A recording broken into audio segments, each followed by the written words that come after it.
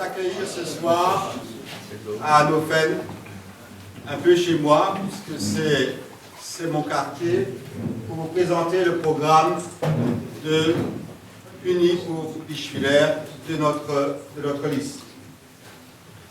Cette liste est une liste d'union.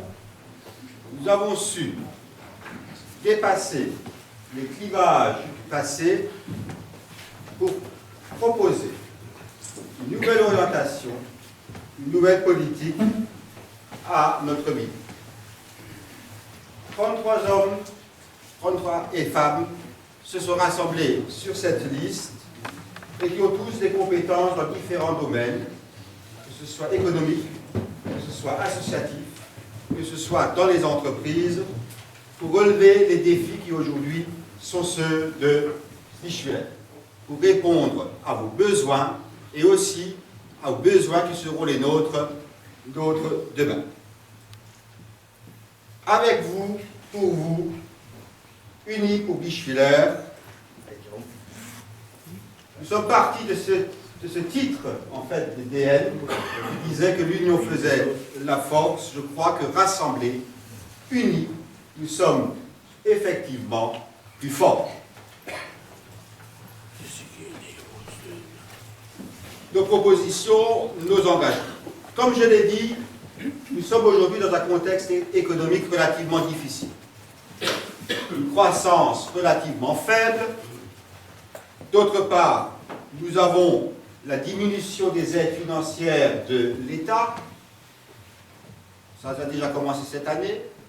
Croyez-moi qu'après les municipales, ça va continuer. Et pour nous, nous avons tous ressenti un pouvoir d'achat qui stagne. Nos objectifs sont relativement simples. Nous voulons une ville unie, où chacun se retrouve. Nous voulons une politique plus juste. Nous voulons une ville dynamique. Le dynamisme, ce sont les entreprises. Les entreprises, ce sont les emplois. Le dynamisme, c'est permettre aux jeunes de construire à Bischwiller. Par conséquent, la ville doit soutenir toutes les bonnes volontés. La ville doit soutenir tous les engagements, que ce soit des entreprises, des habitants, des jeunes ménages et aussi des associations. Donc, comme Jean-Luc l'a dit, notre programme, ce sont les propositions et également nos engagements. Alors, engagement sur la fiscalité.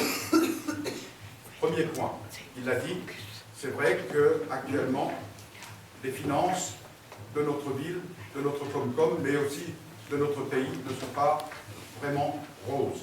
Ensuite, le développement économique et commercial, il nous en a parlé. La politique d'urbanisme. Vous savez tous, et je n'ai pas besoin de vous le dire, on n'a pas besoin de faire des photos, vous voyez partout le béton, du béton, du béton. Encore que c'est peut-être nécessaire d'avoir des logements pour mettre à disposition de nos jeunes, de nos personnes âgées, etc. Mais pas de cette nature-là. On est tout à fait contre cette nature de bétonnage. Ensuite, nous avons également les ordures ménagères. Ah, c'est quelque chose qui fâche. Et là, vous verrez tout à l'heure qu'on a des propositions. Pas simplement non plus ce qu'on a fait des photos, c'est vrai, c'est la réalité, mais on a des propositions. Service des transports, transport intramuros. C'est vrai qu'on est dans le quartier d'Hannover, c'est vrai que les personnes d'un certain âge, les personnes qui n'ont pas de voiture, qui n'ont pas la possibilité de se déplacer, on n'a que 2 magasins à Bischwiller, c'est Superu, pour ne pas le nommer, et Leclerc. Donc là aussi, on va vous proposer des choses. La sécurité. La sécurité, c'est vrai qu'au niveau de la sécurité, on a un handicap majeur aujourd'hui, qui est le handicap, la communication entre la police municipale et la gendarmerie.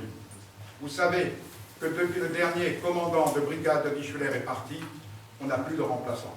Alors je pense, moi aussi, et vous le savez, j'étais pendant 13 ans adjoint responsable de la sécurité sous Jean-Luc Hirtler et Robert Lee, et vous savez que la communication est très importante, mais le maire aussi, lui, il peut faciliter, coordonner. Je trouve, moi, inacceptable qu'on n'ait pas de chef de brigade aujourd'hui en place à Bischwiller.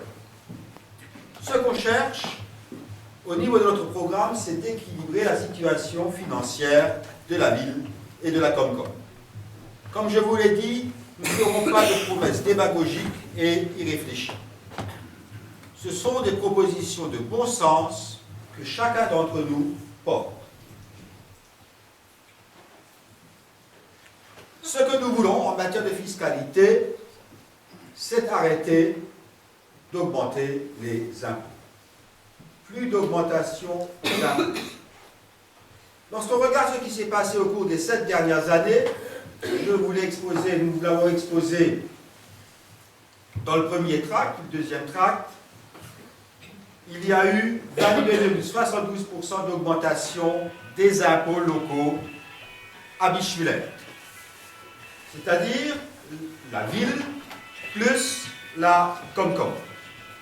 En effet, j'ai pris l'exemple d'un couple de retraités de Hannover. Ce couple de retraités payait en 2007 810 € d'impôts locaux. En 2013, ce couple paye 994 € d'impôts locaux. Si on regarde le budget de la ville, aujourd'hui, la ville a une dette de 3,7 millions d'euros. Le budget 2014 prévoit une augmentation de la dette de 3,6 millions d'euros. Autrement dit, on aura en gros 7,4 millions d'euros de dette à Bischwiller, soit 577 € par habitant. La Comcom, c'est pire. La Comcom, c'est pire, puisque actuellement, nous avons 13,9 millions d'euros de dette, et la dette, il est prévu d'augmenter la dette de 4,1 millions.